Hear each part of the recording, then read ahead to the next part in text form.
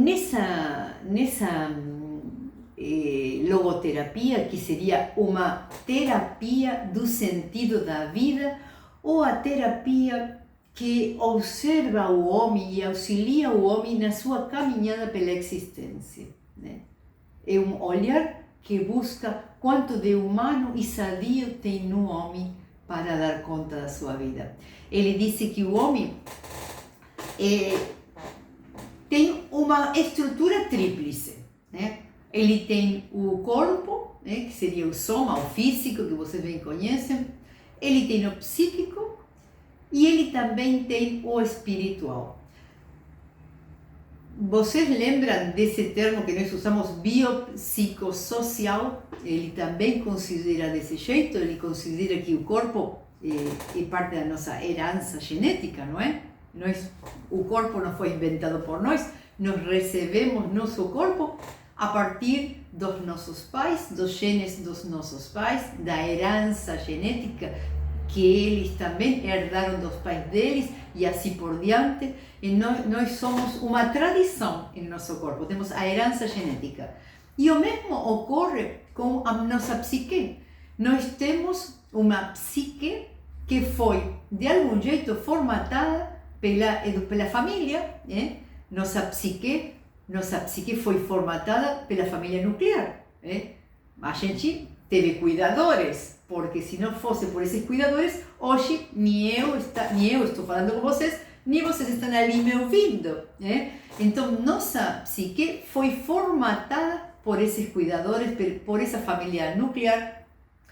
Logo, foi formatada pela educação que nós recebemos, pela sociedade, pelo momento histórico, pela cultura, pelo país, pelo contexto. Olha, tudo isso é psique. Por isso nós chamávamos biopsicossocial. Lembram? Biopsicossocial. Por quê? Porque temos um bio e um psico que não está separado. Opera junto, mas que podemos dizer que são departamentos separados, mas que operam juntos, mas que são totalmente atravessados pelo social, pelo cultural, pelo familiar, pela educação, pela herança genética. Até aí estamos, certo? Mas ainda ele diz que nós temos uma parte, um núcleo espiritual ou noético, ele chama noético, para nós entendermos melhor, na linguagem de todo dia, nós vamos dizer espiritual. Esse núcleo noético ou espiritual nunca adoece. Então, aí, anotem, gravem, façam uma tatuagem com isto, escrevam no quadrinho, colhem na geladeira. A doença não existe nesse núcleo espiritual. Porque esse núcleo espiritual nunca adoece. Nunca adoece. Mas o que é esse núcleo espiritual? Esse núcleo espiritual nada tem a ver com religião. Esse núcleo espiritual é condição humana. Todos os humanos, todo aquele que é humano tem esse núcleo espiritual. E não tem nada a ver com religião. Eu sou ateu, mas você tem esse núcleo espiritual. Eu sou da religião tal, você tem esse núcleo espiritual. Porque isto é inerente à nossa condição humana. Não tem a ver com país, com religião, com momento social, com classe social.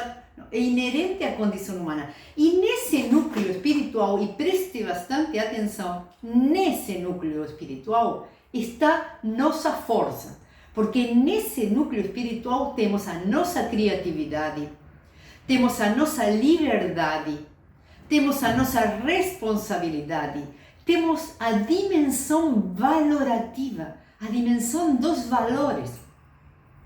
Alguns valores nossos e alguns valores que compartilhamos com a sociedade nos quais nós estamos inseridos. Então, nós temos também a religião. Quando nós gostamos de uma prática religiosa, ou eu sou uma pessoa religiosa, nós conseguimos ter essa prática religiosa porque nós temos esse núcleo espiritual. E esse núcleo espiritual, como falei, inclui a religião, mas não tem a ver com religião, porque nem todo mundo é religioso, mas todo mundo tem essa dimensão espiritual. Essa outra dimensão que nunca adoece, a dimensão espiritual, toma as outras duas, perpassa a psíquica e perpassa a física.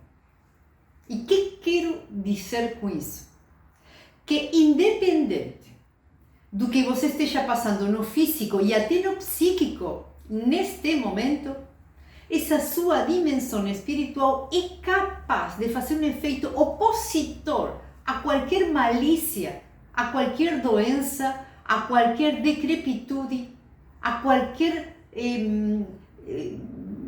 ruindade que você esteja passando. Decrepitude, estou falando assim, você tem algum aspecto deletério, tanto seja na sua psique como no corpo. Independente. Essa parte espiritual é a parte capaz de se opor. De se opor. Isso quer dizer se opor? Quer dizer fazer frente. Fazer frente.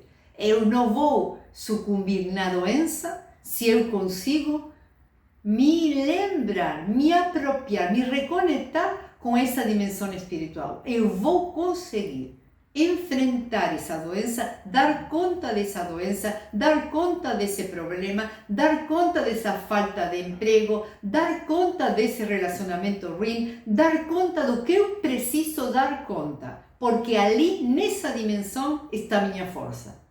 E isso é patrimônio de cada um dos humanos que estão vivos. É patrimônio nosso, porque isso é condição humana, e isso é o que traz Frankl para nós.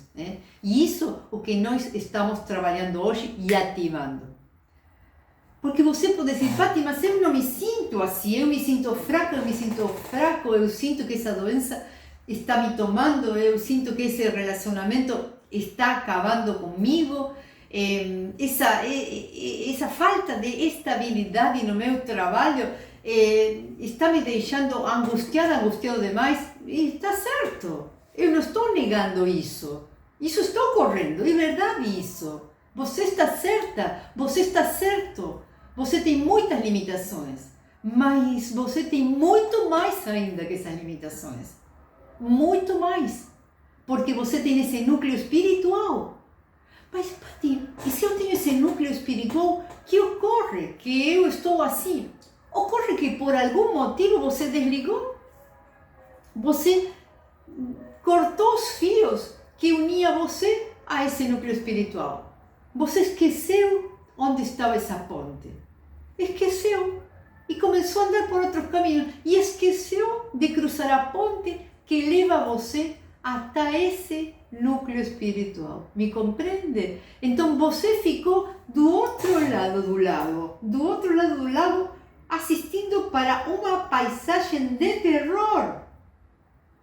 E não sabe que tem uma ponte na sua frente que você pode cruzar e você pode estar no mesmo lugar, em outro lugar. Ai, mas que coisa estranha. No mesmo lugar, em outro lugar. Porque quando a gente cruza a ponte, a gente dá conta da existência de um jeito inusitado. Me compreende? Passou alguma vez isso com você? Passou isso? Nós humanos temos essa possibilidade de habitar o mesmo lugar, mas se nós cruzamos a ponte, nós habitamos esse lugar de um jeito completamente diferente. Nós preenchemos esse lugar de vida. Mas para isso, nós precisamos cruzar a ponte.